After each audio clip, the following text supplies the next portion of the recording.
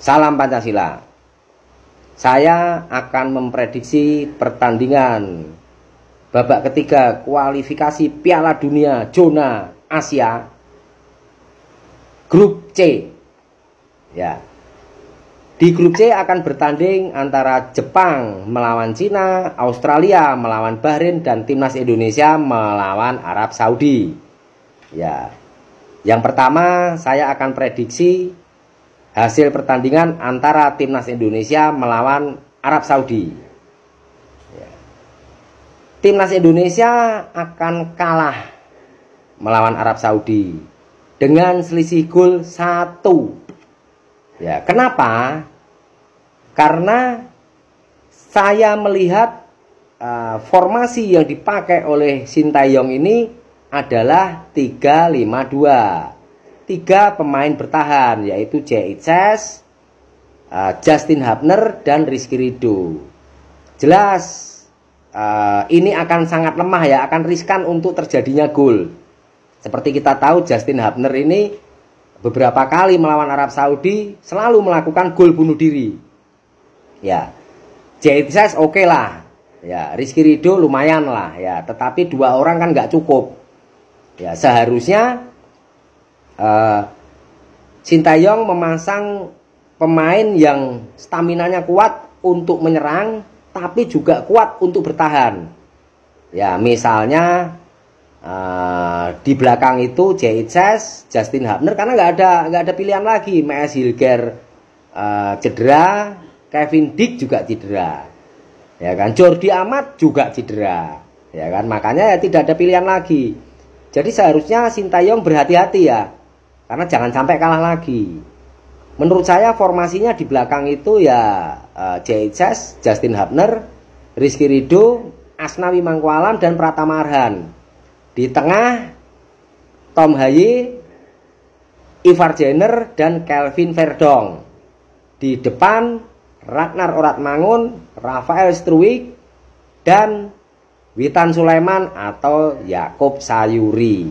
Ya, yang penting dari belakang kuat, di tengahnya kreatif, di depannya tinggal ngegolin, kan gitu. Ya, tapi kalau pakai formasi itu saya yakin minimal draw.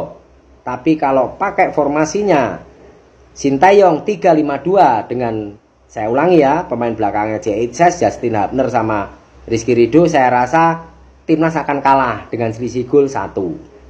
Ya, tinggal kita lihat nanti hasilnya ya. Kalau Sintayong mau dengar kata saya rasa menang dia. Tinggal dia mau menang atau enggak gitu. Karena dia suka cengengesan, cengar-cengir gitu. Ya, timnas Indonesia dipakai eksperimen terus.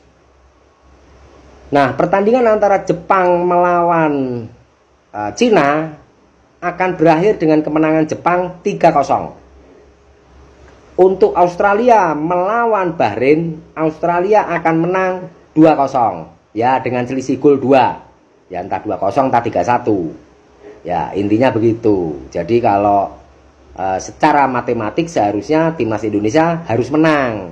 Ya, karena ini kondisinya menguntungkan timnas Indonesia. Begitu kira-kira. Ya, makanya mari kita lihat hasilnya. Apakah prediksi saya pas atau enggak? Ya. Kalau enggak pas ya ngesot saya ya sampai Nusa Kambangan. Ngerti enggak? Merdeka.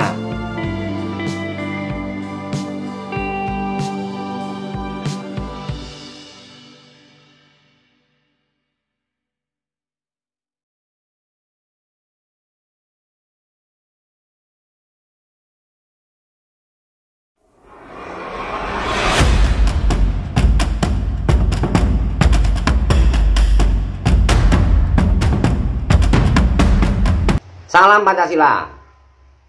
Video saya yang kemarin tentang saya akan ngesot kalau timnas Indonesia menang lawan Arab Saudi ternyata jadi viral.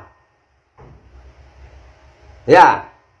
Nah, terus banyak yang komen macam-macam. Ya, saya dibully habis-habisan. Terus ada juga yang inbox, ada yang WA. Saya harus bikin video klarifikasi.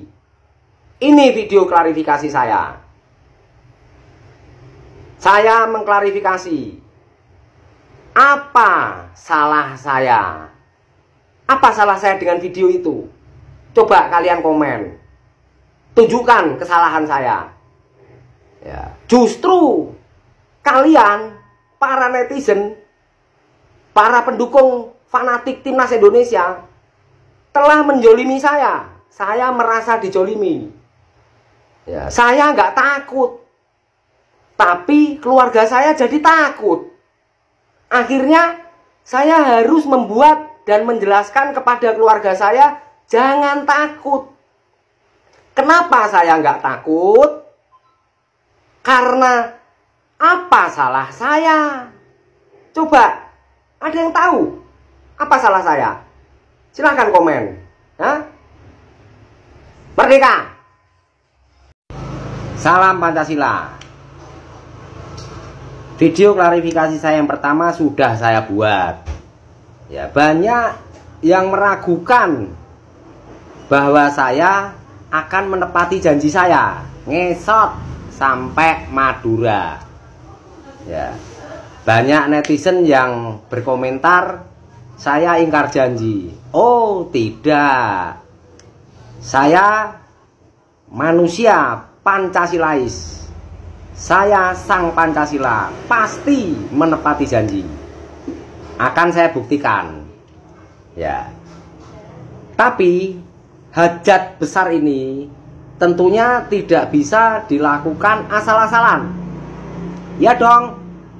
Ya, nanti saya sudah ngesot, ada beberapa netizen yang nggak lihat, suruh ngesot lagi, ya kan? Ya tekor. Ya, makanya saya akan ngesot, saya baru bikin perencanaannya. Ya. Yang pertama yang akan saya lakukan adalah saya latihan ngesot dulu. Ya. Saya latihan ngesot dulu. Ya, karena ada beberapa tipe ngesot. Ya. Yang pertama, kaki di samping kiri. Nah, itu tipe pertama. Tipe kedua, kaki di samping kanan. Ya, ada juga tipe kaki di depan. Malah ada netizen minta saya ngesot kaki di belakang. Ya mana bisa.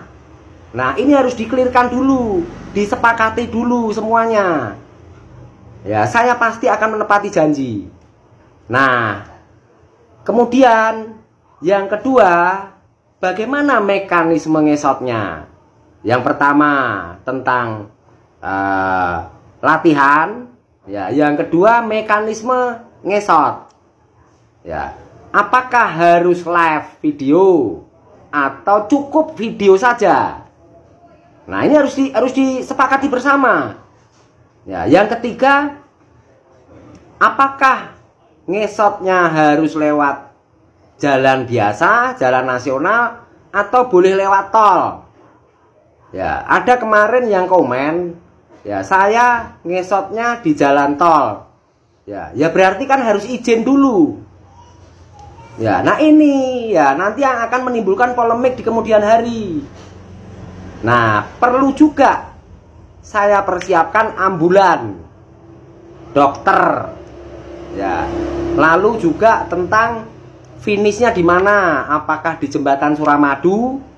Ya, di jembatan Suramadu itu juga masih ada di depan gerbang, di tengah, atau di ujung.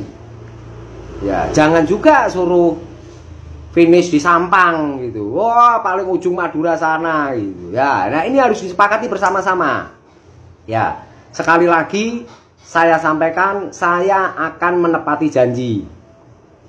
Ngesot sampai Madura. Ya, catat. Ya, saya akan update nanti ketika akan saya mulai pemenuhan janji saya tentang ngesot sampai Madura. Oke? Ya, catat nih. Merdeka!